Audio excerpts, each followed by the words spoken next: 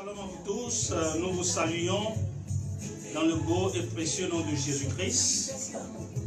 Soyez tous les bienvenus à cette émission que nous dénommons Trésor du lecteur. Alors, l'émission Trésor du lecteur est un enseignement, une émission d'enseignement biblique qui a pour référence un livre chrétien que nous avons lu et que nous avons trouvé intéressant et dont nous basons nos enseignements sur cela. Alors, avant de commencer, nous allons prier et nous confier au Seigneur. Père éternel, Dieu de gloire, nous voulons te bénir pour ce moment riche d'enseignement, ce moment d'instruction que tu as choisi et pour lequel nous venons à tes pieds pour apprendre la parole de Dieu. Merci pour la sagesse de Dieu, merci pour la révélation. Merci Seigneur pour l'instruction que tu vas encore nous donner. Saint-Esprit, nous nous confions totalement et parfaitement, entièrement à toi, parce que nous avons besoin, Seigneur, de ces enseignements pour bâtir notre vie spirituelle, surtout en ces moments où tout le monde est en train de te chercher.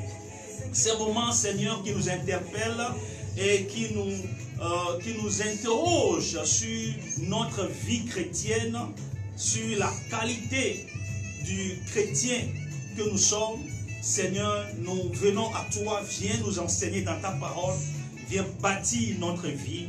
Seigneur, viens nous édifier dans ta parole pour la gloire de ton nom. Sois béni, sois glorifié, sois honoré pendant que ton esprit sera avec nous pour nous révéler, Seigneur, ta sagesse, pour nous révéler tes conseils. Merci pour ta présence, Saint-Esprit, merci pour ta fidélité. Nous restons convaincus que Dieu est avec nous en ce lieu. Au nom tout puissant de Jésus. Amen. Alors, soyez bénis. Je suis très heureux de vous savoir nombreux en ce moment en train de nous suivre en direct sur Facebook. Alors, c'est tous les mercredis de 20h30 à 21h30. Donc, nous sommes dans cette émission dénommée Trésor du lecteur. Une émission au cours de laquelle nous nous intéressons à la parole de Dieu. Nous nous intéressons à l'enseignement pur et simple, sans diluer, de la parole de Dieu. Cette parole pour laquelle nous vivons et par laquelle nous vivons. Alléluia. Cette parole qui nous nourrit, cette parole qui nous édifie, c'est le lait spirituel. Et l'apôtre Paul nous conseille en tant que chrétien, n'est-ce pas, de désirer ce lait non frélaté. Alors, en ce moment encore, nous voici présents ici sur ce plateau pour poursuivre cet enseignement sur le caractère chrétien. Alléluia. Donc, nous allons continuer ce que nous avons commencé. Alors donc, nous avons commencé cet enseignement qui a pour référence un livre chrétien, comme je viens de l'expliquer. Le livre est intitulé Le chemin du caractère chrétien. Le chemin du caractère chrétien, écrit par le professeur Zacharie Taneformon. Alors, nous avons commencé cet enseignement depuis quelques semaines déjà et nous nous sommes appesantis sur la manière dont Christ a choisi ses disciples. Et la Bible dit qu'il les a choisis, qu'il les a établis pour rester avec lui, pour passer du temps avec lui et ensuite pour les envoyer. Et quand nous étions en train de décortiquer ce verset, n'est-ce pas, de Marc chapitre 3, versets 14 à 15, qui est le passage de base, Marc chapitre 3, verset 14 à 15, il en établit 12 pour les avoir avec lui et pour les envoyer prêcher avec le pouvoir de chasser les démons. Donc, nous avions essayé d'étudier le mot établi et nous avions constaté que dans ce mot regorge une panoplie d'explications de sens, d'explication. Donc, nous avons compris que ce mot voulait traduire une idée de formation de la part de Jésus envers ses disciples. Une idée de formation. Ce mot cachait une idée de création. C'est une manière pour le Seigneur d'appeler ses disciples, ensuite les former, bâtir leur vie, construire leur vie,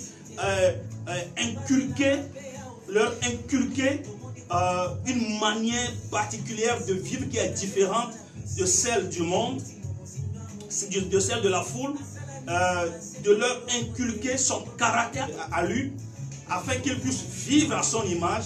Et il a passé beaucoup de temps avec eux avant de les envoyer. C'est sur cette base que nous sommes employés à dire qu'il est important pour chaque personne qui vient à Christ de prendre du temps pour, n'est-ce pas, se laisser transformer par la puissance de la parole de Dieu.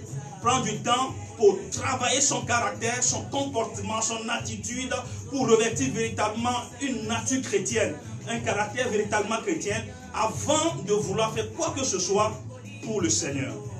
Alors, nous avions parlé également de ce que c'est que le caractère du diable, quels sont les signes, les marques, les signes caractéristiques, n'est-ce pas, du diable.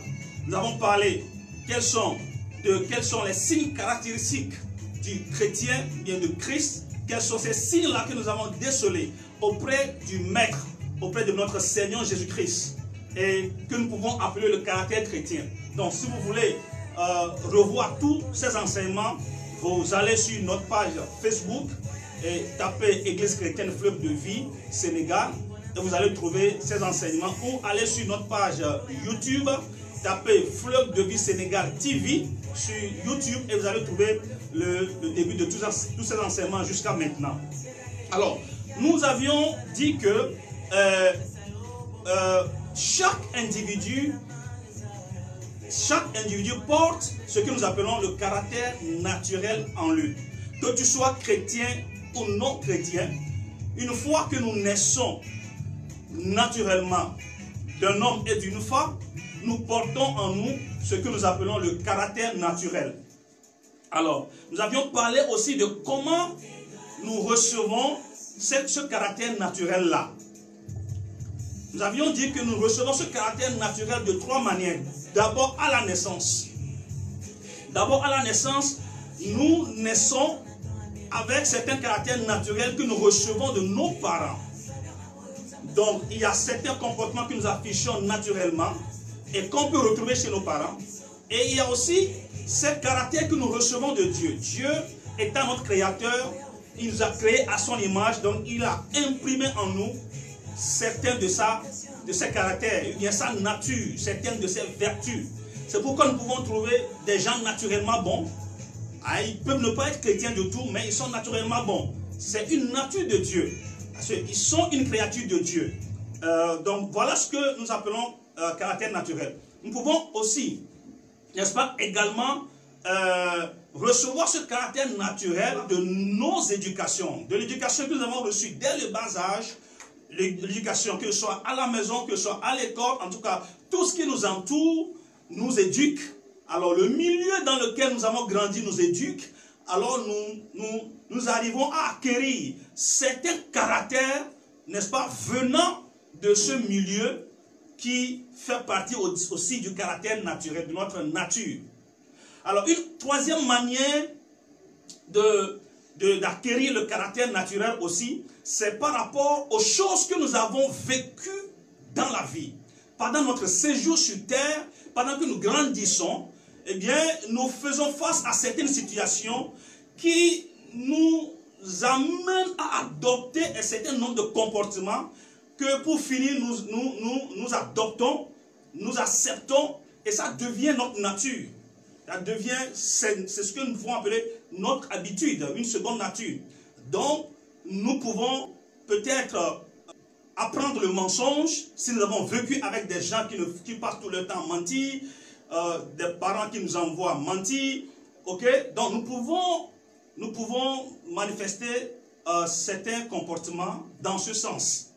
Donc, dans le développement, dans le cours de la vie, nous pouvons apprendre ou bien acquérir certains caractères aussi. Et nous disons que si nous venons à Christ, il se passe ce que nous appelons une crise de conversion. Cette crise de conversion consiste en ce que nous venons à Christ parce que nous sommes nés de nouveau par le bien du Saint-Esprit, parce que toute personne qui vient à Christ automatiquement reçoit le Saint-Esprit, une dose du Saint-Esprit. Alors nous sommes nés de nouveau, nous avons le Saint-Esprit, et ce Saint-Esprit-là commence par influencer notre vie, commence par vouloir nous dicter certaines choses, mais à côté, il y a aussi le caractère naturel que nous n'avons pas encore pris le temps de travailler et qui vient donc faire la guerre avec l'autre côté de nous qui veut faire la volonté de Dieu, bien qui veut faire la volonté, qui veut suivre les orientations du Saint-Esprit. Donc, ces deux choses-là guerroient dans nos membres. Et nous sommes livrés à cette bataille-là. C'est ce que nous appelons cette crise de conversion. Donc, si nous ne travaillons pas notre vie, notre caractère, eh bien, notre vie spirituelle ne sera pas stable. Aujourd'hui, nous pouvons manifester un semblant de spiritualité. Demain, nous pouvons faire une rechute, c'est-à-dire nous pouvons balancer dans notre comportement naturel, que ce soit bon ou mauvais, parce que nous avons dit que le caractère naturel peut être bon ou mauvais. Le caractère naturel peut être mauvais, en ce sens que nous avons reçu, acquis, hérité certains mauvais comportements de nos parents. La Bible dit, cette vieille nature de vivre que nous avons hérité de nos parents. Donc, nous avons ces mauvaises choses que nous avons acquis de nos parents font partie du caractère naturel. Du coup, ces choses-là peuvent ressurgir de temps en temps pendant que nous sommes chrétiens. Et nous disons que nous ne pouvons pas vivre une vie chrétienne, spirituelle, stable, si nous ne travaillons pas, n'est-ce pas, ce comportement. Alors, pour continuer aujourd'hui, nous continuons aujourd'hui avec le caractère chrétien, comment il est acquis. Le caractère chrétien, comment il est acquis. Nous avons commencé la dernière fois avec ça, et nous avions parlé d'abord de la crise de conversion, ok, qui fait que notre adoration, nos services que nous rendons dans la maison de Dieu ne vont pas plaire à Dieu parce que notre spiritualité est mélangée avec notre nature. Et tout ce qui est naturel relève du vieil homme et du coup ne plaît pas à Dieu. Tout ce que l'homme naturel, bien tout ce que notre caractère naturel peut nous amener à faire, donc relève du vieil homme, n'est-ce pas, et vient pour faire plaisir à la chair, vient pour faire plaisir, pour chatouiller l'ego. Donc du coup, Dieu ne trouve pas son compte dedans. Pour que Dieu puisse trouver son compte dans nos services, dans notre adoration, dans notre manière de marcher avec lui, il va falloir que nous travaillions nos caractères, que ce caractère naturel puisse passer par la croix. Que ce soit ce que nous avons reçu de nos parents, ou bien que ce soit ce que nous avons reçu de Dieu en tant que créateur, tous ces deux types de caractères doivent passer par la croix nécessairement, sinon Dieu ne va pas prendre plaisir à cela. Nous avions dit, rappelez-vous que Dieu nous a donné certains caractères en tant que créateur. Et c'est de bons caractères que nous avons reçus de Dieu en tant que créateur. Mais en tant que Père, une fois que nous devenons chrétiens, enfants de Dieu, maintenant en tant que Père, eh bien Dieu désirerait nous voir au travers de la croix. Donc, que ce soit un caractère bon, mauvais, ça doit nécessairement passer par la croix. Quiconque ne passe pas la croix, eh bien, son adoration ne saurait plaire à notre Dieu. Alléluia. Et nous avions dit que l'acquisition du caractère chrétien vient comme ceci. Et c'est ce que nous allons surtout voir aujourd'hui. D'abord, et ça je l'ai dit la dernière fois, d'abord quand nous devenons chrétiens, il y a un transfert qui s'opère dans le monde spirituel.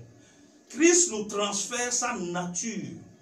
Christ nous transfère sa nature, que nous soyons bébés spirituels. Du moment où nous donnons notre vie à Jésus-Christ, le Saint-Esprit prend place et Christ nous transfère sa sanctification, Christ nous transfère sa nature et nous portons automatiquement certains caractères dès la naissance spirituelle.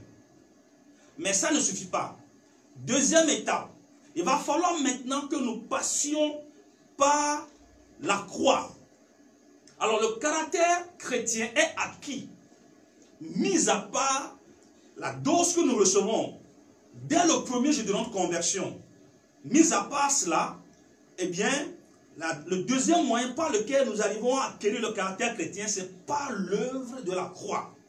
Et le troisième moyen par lequel nous arrivons à acquérir le caractère chrétien, c'est par l'œuvre du Saint-Esprit en nous. Nous allons voir tous ces moyens-là un à un. D'abord, l'œuvre de la croix, ensuite, l'œuvre du Saint-Esprit. Alléluia. Donc, alors, comment est-ce que la croix va accomplir cette œuvre dans notre vie? La croix interviendra pour détruire tout ce qui reste du caractère naturel. La croix interviendra pour détruire tout ce qui est du caractère naturel dans notre vie. De quelle manière? D'abord, à travers les circonstances de la vie. Ensuite, à travers l'obéissance et la soumission à la loi de l'esprit. Ensuite, à travers la souffrance que nous endurons dans certaines situations. Et enfin, à travers une discipline appliquée à nous-mêmes. Alors, je reviens sur le premier point. Donc, nous sommes en train de parler de comment la croix arrive-t-elle à accomplir son œuvre dans notre vie. Nous savons tous que la croix, c'est le symbole de la mort. Ok? C'est le symbole de la mort. Nous mourons par la croix et nous ressuscitons. Alors donc, d'abord, par les circonstances de la vie, nous arrivons à subir certaines choses. Certaines situations nous arrivent qui nous aident à traiter notre caractère.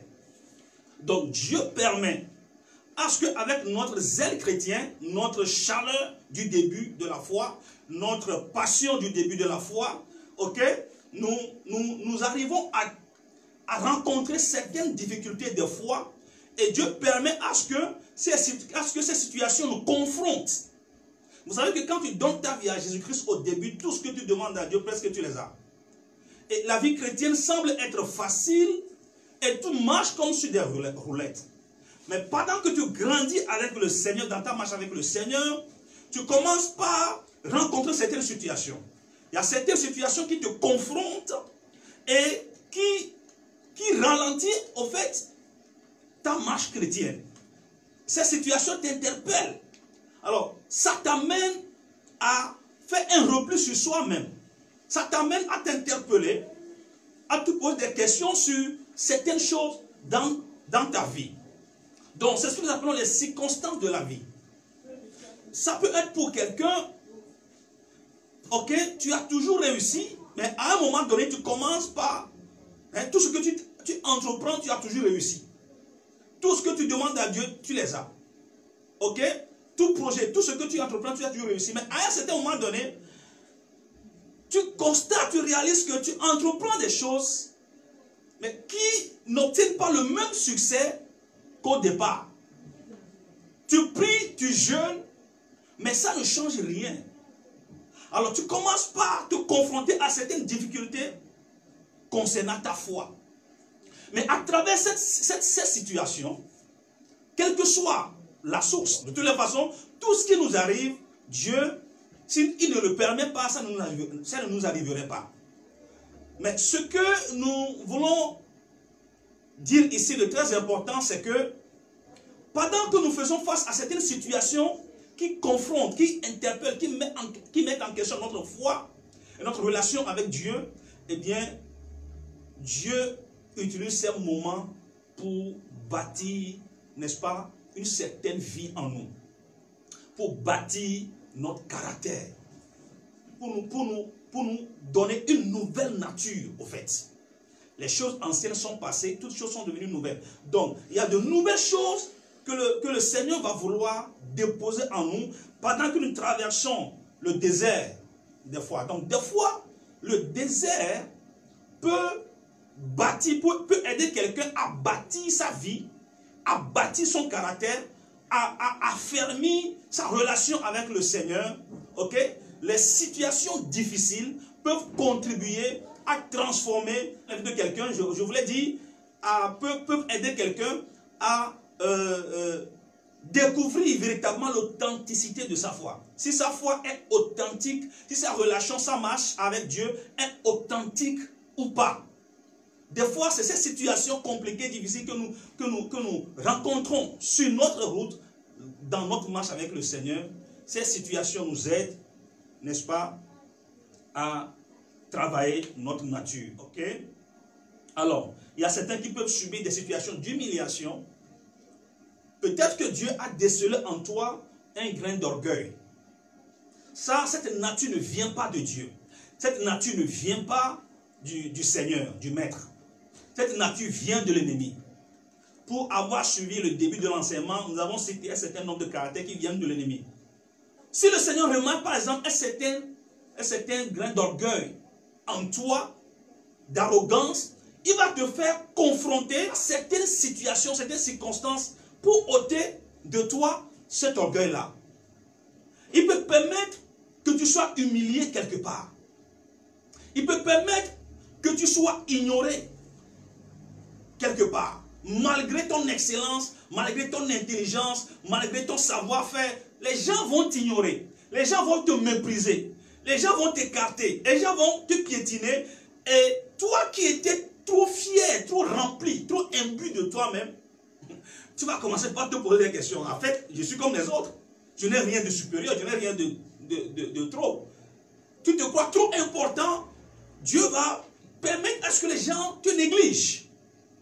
Pour que tu réalises qu'en réalité, avec Dieu, nul n'est important. Est-ce que vous comprenez donc? Toutes ces choses-là contribuent à donner à ton caractère, bien à ta vie, une certaine authenticité. En ce qui concerne ta marche avec le Seigneur, cela contribue à bâtir une vie, un caractère en toi. Donc, le premier moyen par lequel la croix opère cette œuvre en nous, ok, c'est à travers les circonstances de la vie.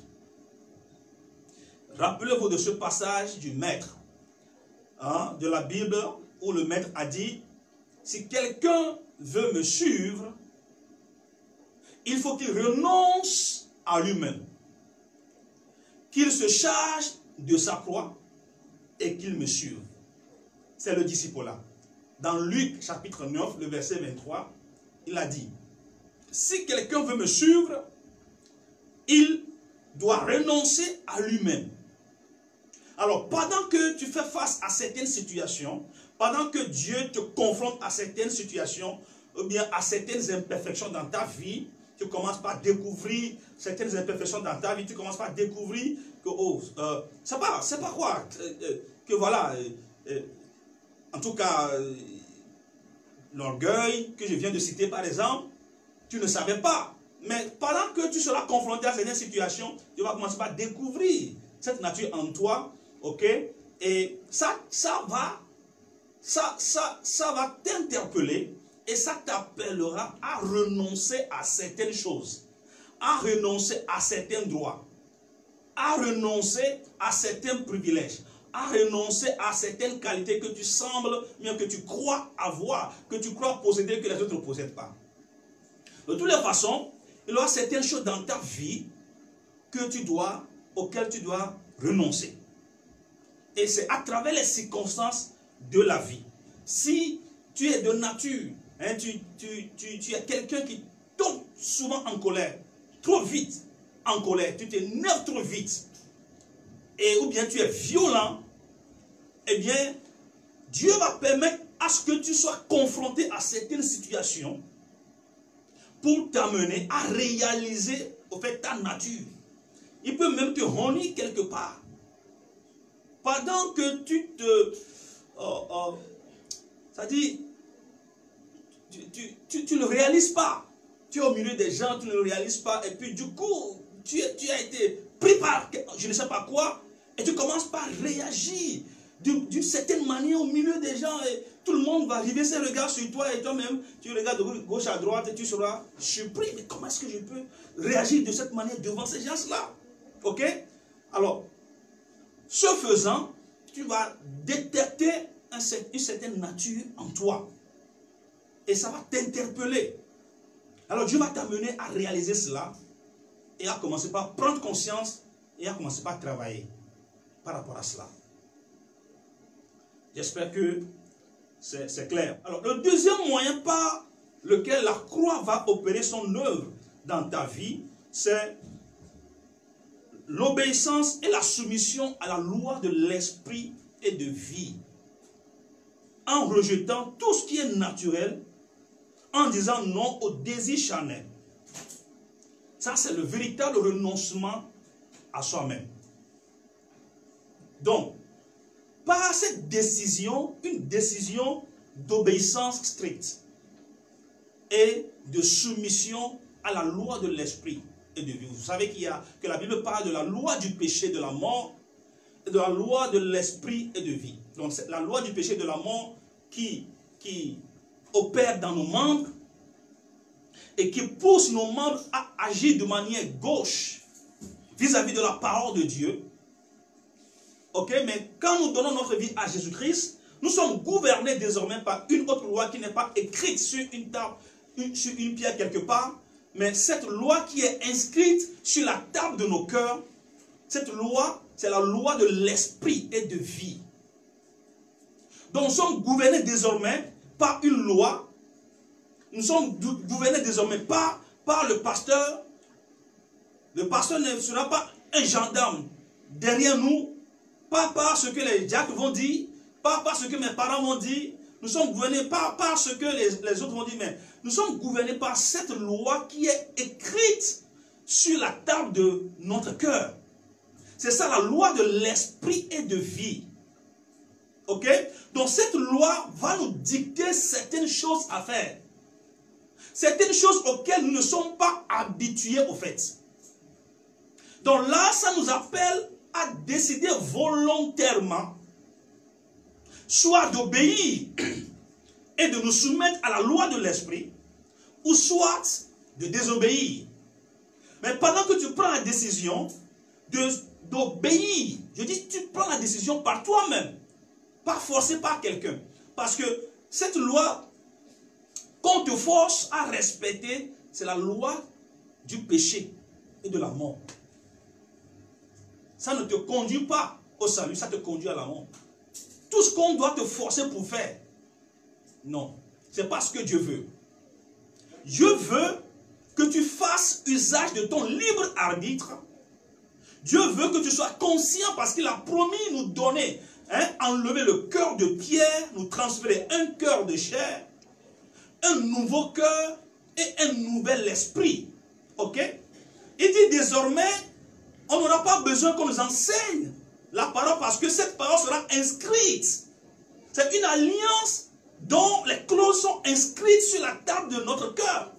Ce n'est pas comme l'ancienne alliance, la loi de Moïse, où Moïse devrait aller sur la montagne, le mont Sinaï, pour recevoir cette tablette-là des 10 commandements. Nous ne sommes plus gouvernés par des 10 commandements, encore que ces 10 commandements valent encore pour le christianisme aujourd'hui. Nous ne disons pas que ces 10 commandements-là sont révolus, non.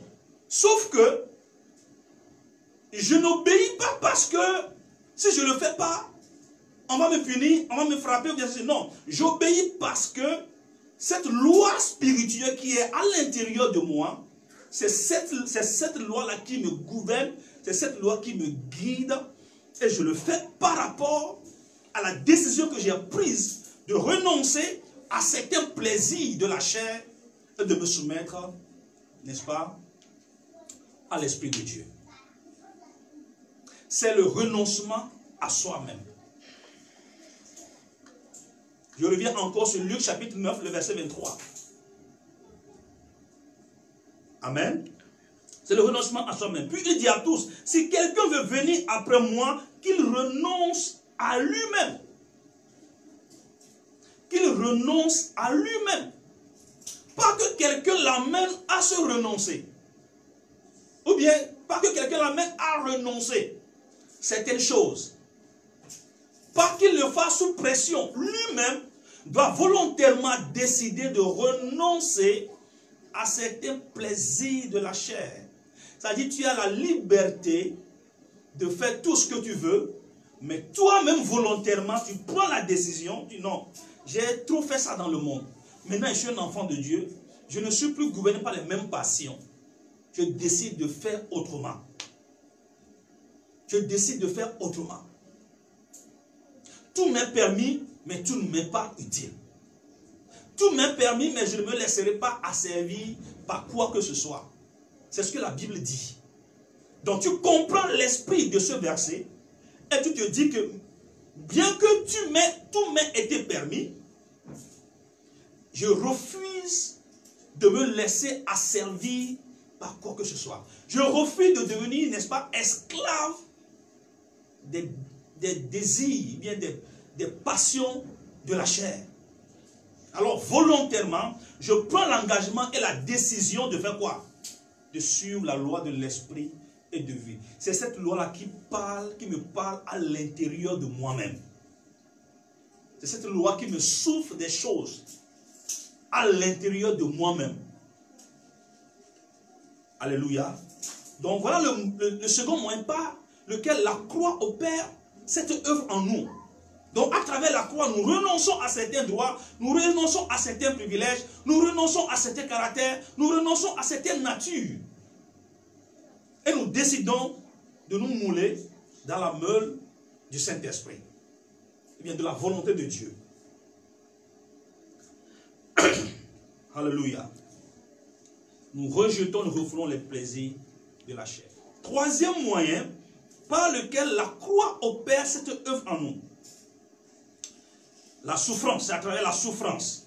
La souffrance que nous endurons par notre décision d'obéir à Dieu et non faire confiance à nous-mêmes.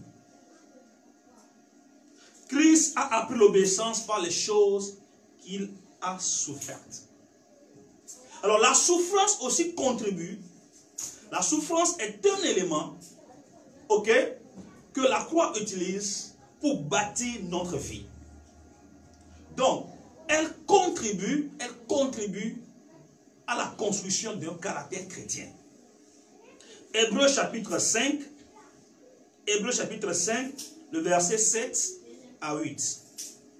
Hébreux 5, 7 à 8.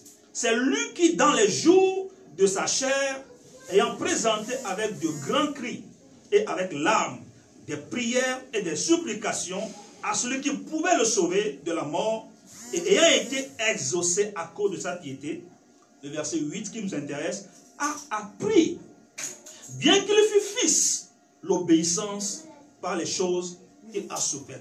À travers la souffrance, le fils lui-même, bien qu'il fût fils, quoi qu'il soit fils de Dieu, malgré sa qualité, sa nature de fils de Dieu et de Dieu, il a dû souffrir, il a dû apprendre certaines choses par la souffrance. Donc, qu'on le veuille ou non, un enfant de Dieu, son caractère sera bâti à travers certaines choses qu'il va souffrir. Comme quoi la vie chrétienne n'est pas toujours rose. Amen. Par certaines choses qu'il va souffrir. Dieu peut permettre. Je ne dis pas qu'il est nécessairement l'auteur de la souffrance que nous endurons, mais il peut permettre, laisser la souffrance s'abattre sur nous, et à travers cette souffrance, il va nous enseigner quelque chose. Il va nous enseigner quelque chose. Il va transformer ou changer notre vie, notre nature. Donc, à travers l'œuvre de la croix, nous pouvons souffrir. Bien, à cause de la croix, nous pouvons souffrir certaines situations. Nous pouvons souffrir certaines choses et au travers de cela, nous sommes en train d'apprendre l'obéissance et d'apprendre, quelque chose de la part de Dieu. Quatrième moyen par lequel la croix opère cette transformation de notre vie, c'est par la discipline. C'est-à-dire le refus de faire, de dire quoi que ce soit, d'aller à des endroits où naturellement tu serais allé facilement, t'engager à faire des œuvres que naturellement tu n'aimerais pas faire. Donc, cette discipline peut consister par le refus, ok, de faire certaines choses. Le refus de dire certaines choses. Le refus d'aller à certains endroits où toi-même, naturellement, tu aimerais aller, tu aimerais faire, tu aimerais dire. Mais tu imposes une certaine discipline à ton corps. Tu imposes une certaine discipline à ta vie, ok? Et tu refuses de te laisser aller dans ce sens. Ou soit, la discipline là t'amène à t'engager à accomplir une œuvre pour le Seigneur. Ok? Alors que toi-même, naturellement, tu n'aimerais pas le faire. Le Saint-Esprit, bien le Seigneur peut t'imposer, ok, de faire un programme de jeûne pendant que toi-même, tu n'aimerais pas. Pendant que la chair va vouloir que tu la nourrisses, le Saint-Esprit peut t'imposer ça et toi, tu vas imposer, n'est-ce pas, cette discipline à la chair. Dans 1 Corinthiens chapitre 9, le verset 27, 1 Corinthiens chapitre 9, le verset 27, l'apôtre Paul nous parle de son expérience. Mais je traite durement mon corps et je le tiens assujetti de peur d'être moi-même rejeté après avoir prêché aux autres. Ok? Et traiter durement veut dire réduire en esclavage. Traité comme un esclave, c'est-à-dire soumis à une discipline rigoureuse. C'est ce que cette expression signifie. Alors l'apôtre Paul dit qu'il traite durement son corps. Ce qui sous-entend qu'il soumet son corps à un certain esclavage. Il applique une discipline à son corps. Le corps va vouloir le diriger dans un sens. Le corps va vouloir le pousser à quelque chose, à faire quelque chose, bien ne pas faire quelque chose. Mais lui-même, volontairement, il va imposer cette discipline à son corps. Il dit qu'il traite durement son corps. Il le tient comment? Soumis. Il le tient assujetti. Juste pour être agréable à Dieu. Pour être qualifié pour le royaume. Donc, par la discipline, l'autodiscipline, eh bien, la croix nous aide à nous fomenter dans un certain sens. Et cela nous amène à acquérir une nouvelle habitude en Christ. Vous voyez? Donc, c'est un travail quotidien et permanent que chaque enfant de Dieu doit faire. Donc, ces 4 choses doivent être comprises de manière rassemblée. Ce n'est pas un processus, non. Ok? Ce n'est pas un processus. Les circonstances de la vie, ok? L'obéissance et la soumission à la loi de l'esprit de vie, la souffrance que nous endurons dans certains cas, la discipline que nous imposons dans notre corps. Donc, ces moyens sont cumulés au fait. Donc, pendant un seul événement, le Saint-Esprit, bien la croix peut accomplir ces 4 choses dans notre vie automatiquement. Le corps peut décider de faire quelque chose, mais tu lui imposes la discipline. Pendant que le Seigneur t'expose à une situation, il y a une circonstance, ok, qui t'interpelle, ou bien qui dévoile une certaine nature cachée en toi, le corps peut demander à réagir d'une certaine manière, mais tu vas faire taire à la chair. Tu vas lui imposer la discipline. Donc voilà un peu comment la croix peut œuvrer en nous. Nous allons continuer avec le deuxième élément que le Seigneur utilise pour transformer de manière graduelle notre nature, ce n'est pas l'œuvre du Saint-Esprit. Ce n'est pas l'œuvre du Saint-Esprit. Donc, après l'œuvre de la croix, dans la vie d'un enfant de Dieu, le Saint-Esprit aussi intervient pour inculquer certaines choses. Donc, à travers l'œuvre du Saint-Esprit pour l'édification du croyant jusqu'à la stature parfaite de Christ. Vous vous rappelez que dans Éphésiens chapitre 4, le verset 11 nous dit, et il a donné les uns comme apôtres, les autres comme prophètes, les autres comme évangélistes, les autres comme pasteurs et prophètes, les autres comme évangélistes, les autres comme pasteurs et docteurs, pour le perfectionnement des saints en vue de l'œuvre du ministère et de l'édification du corps de Christ. Verset 13.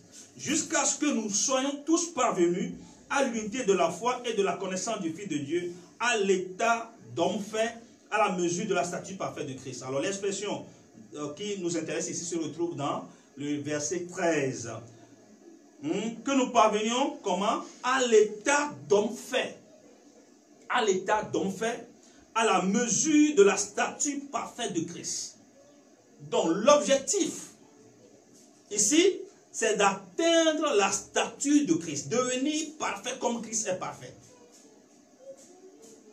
Devenir parfait comme Christ est parfait. Comme Christ aussi a dit que son Père est parfait, donc lui aussi il est parfait. Donc Christ est parfait, nous devons le suivre dans cette perfection. Et c'est un travail, c'est un processus. Ok? Donc, la Bible dit que nous devons parvenir à la stature parfaite de Christ. Donc le Saint-Esprit contribue beaucoup à cette tâche-là. À travers certaines choses, le Saint-Esprit contribue à ce travail, à ce perfectionnement, à cette œuvre de perfection pour nous amener à atteindre la stature parfaite de Christ. Et cette stature parfaite de Christ se manifeste, on le voit se manifester à travers le fruit de l'Esprit. Le fruit de l'Esprit, donc Galates chapitre 5, le verset 22 à 25 nous a parlé. Alléluia. Donc le Saint-Esprit va accomplir dans cette œuvre en nous et graduellement va développer notre nature, notre caractère.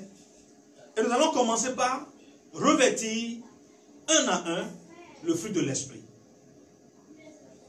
Alors, Galates chapitre 5, le verset 22. Mais le fruit de l'Esprit, c'est l'amour, la joie, la paix, la patience, la bonté, la bénignité, la fidélité, la douceur, la tempérance. La loi n'est pas contre ces choses. Ceux qui sont à Jésus-Christ ont crucifié la chair avec ses passions et ses désirs. Ça rejoint l'œuvre de la croix. Si nous vivons par l'Esprit, marchons aussi selon l'Esprit. Donc, nous devons refléter la nature de Christ par la manifestation du fruit de l'Esprit que les gens doivent remarquer dans notre vie. Ok? Une chose est de vivre par l'Esprit. Une autre chose est de marcher selon l'Esprit. Vivre par l'Esprit, c'est manifester le fruit de l'Esprit. Marcher selon l'Esprit, c'est de rentrer dans cette intimité avec le Saint-Esprit qui désormais devient le maître de ta vie, qui te guide désormais, qui te dit, va à droite, tu vas à droite, va à gauche, tu vas à gauche, arrête-toi, tu t'arrêtes. Peu importe ce que les circonstances présentes, ou bien physiques disent, tu te laisses orienter, guider par le Saint-Esprit. C'est ça, marcher selon l'Esprit. Donc, il s'établit une certaine intimité entre toi et le Saint-Esprit. Bon, ce n'est pas de ça que nous voulons véritablement parler ce soir. Mais ce dont nous parlons ici, c'est la manifestation du fruit de l'Esprit. L'œuvre du Saint-Esprit dans ta vie en tant que chrétien pour te communiquer ce fruit. Alors, le fruit de l'Esprit se développe et grandit au fur et à mesure que ce fruit est nourri. Le fruit de l'Esprit grandit et se développe au fur et à mesure qu'il est nourri. Comment est-ce qu'il est nourri? Il est nourri par le développement d'un amour pour le Seigneur. Nous allons le voir dans un passage un peu plus loin. Comment nous devons nous passionner des choses d'en haut. Ok? Donc, être passionné du Seigneur aide à développer le fruit de l'esprit.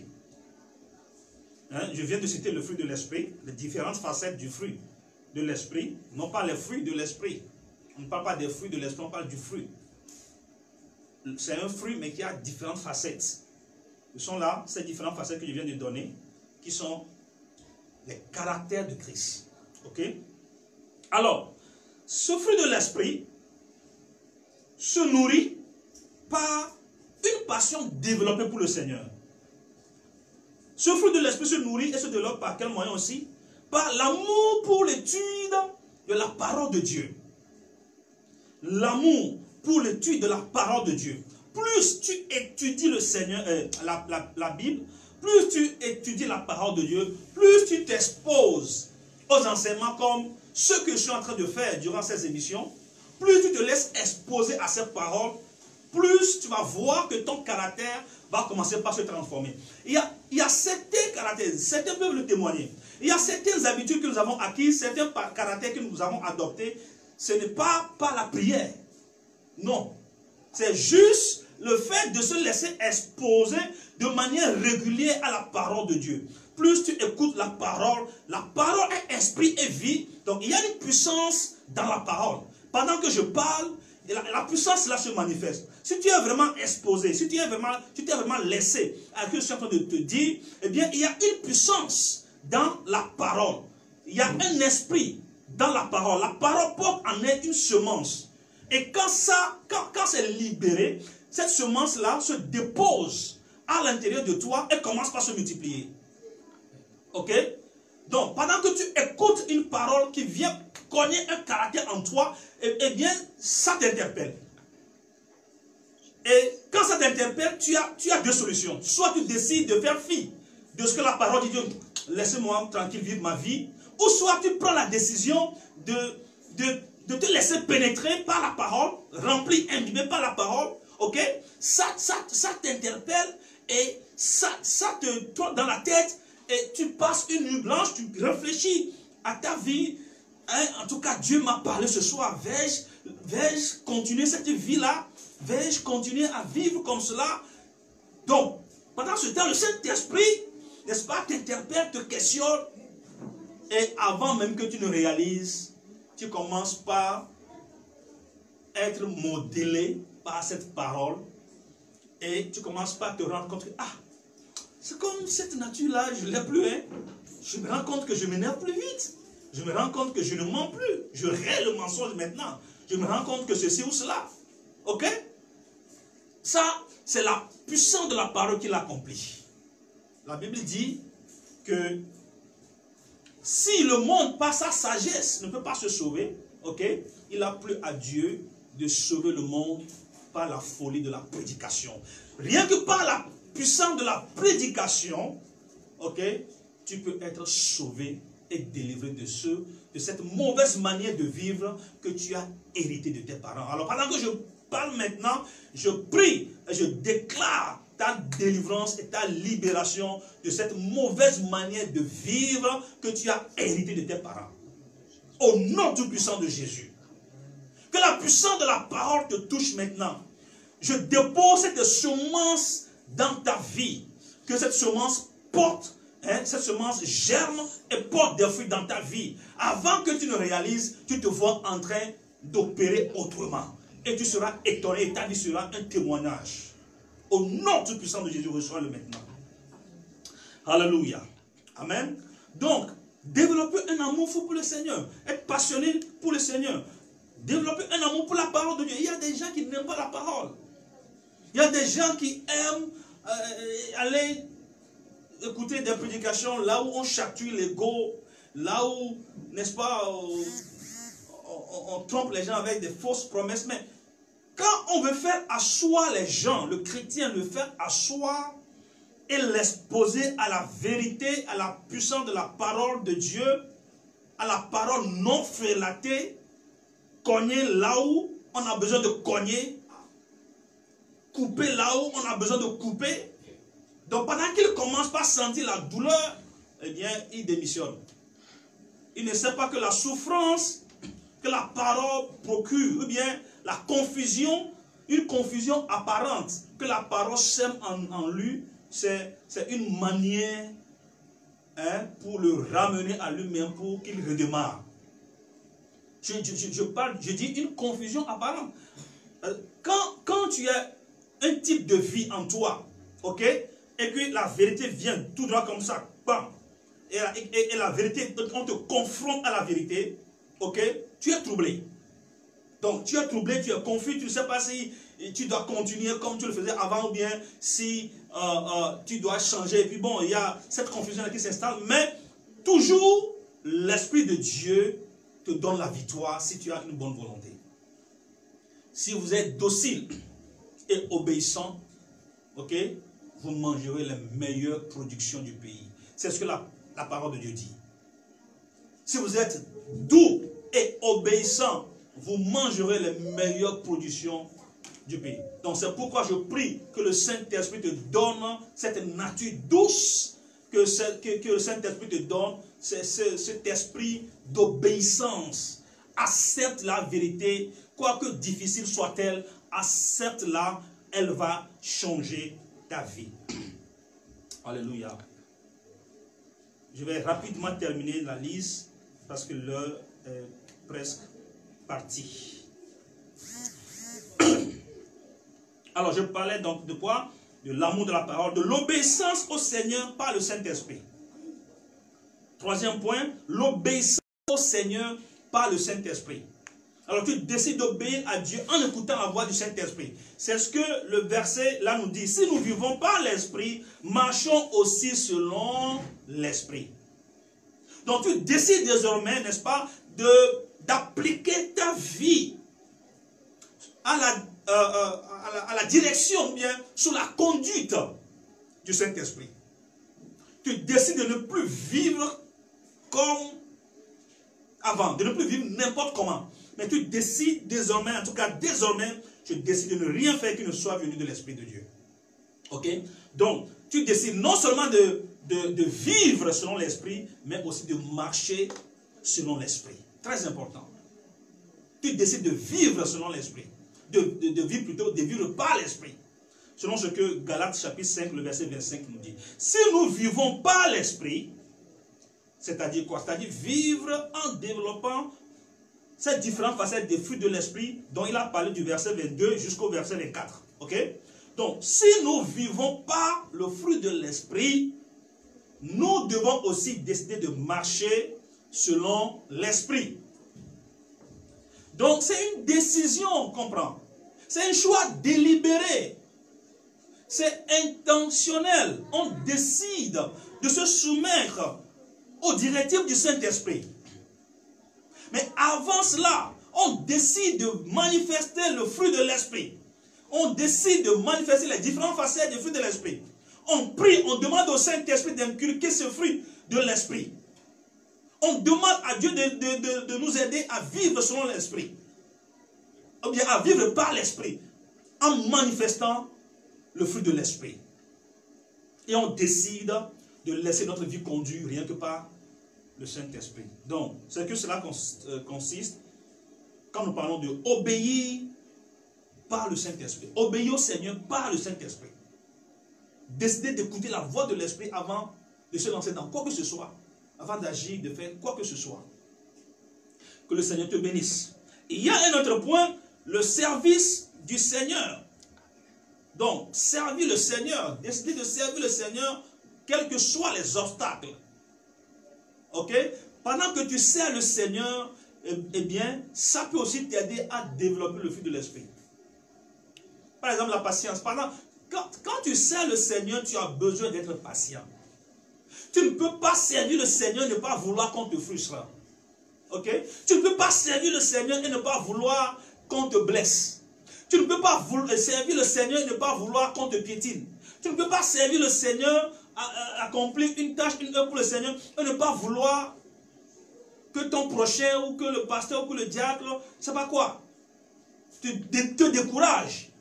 Donc, tu as besoin du fruit de l'esprit pour continuer, n'est-ce pas, à servir le Seigneur. Alors, pendant que tu sers le Seigneur, eh bien, tu seras éprouvé dans ce service et ces épreuves-là vont te permettre de bâtir ce caractère chrétien en toi. Ok? Il y a un autre élément, par le jeûne et la prière aussi, on peut demander la manifestation du fruit de l'esprit. Par le jeûne et la prière. Par la souffrance avec joie. Pendant que tu traverses une souffrance, eh bien tu as la joie de l'esprit. La joie de l'esprit est ma force.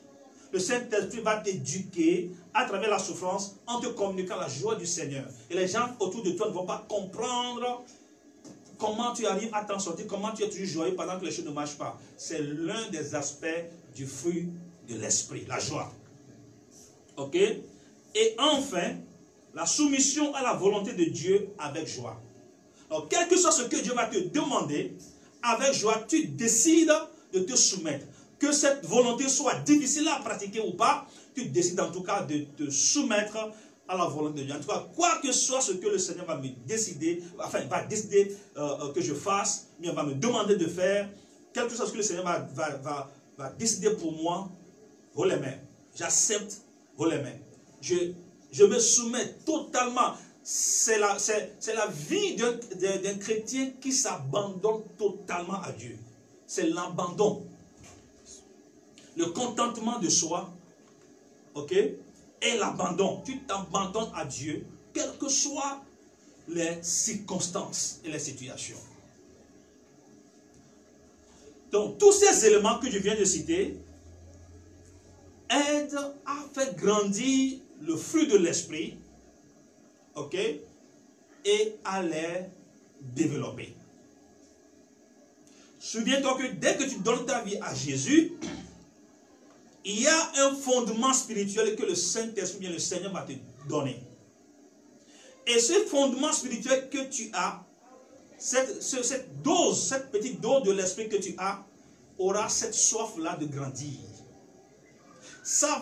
Il y a cette soif-là qui va se créer en toi. Ok?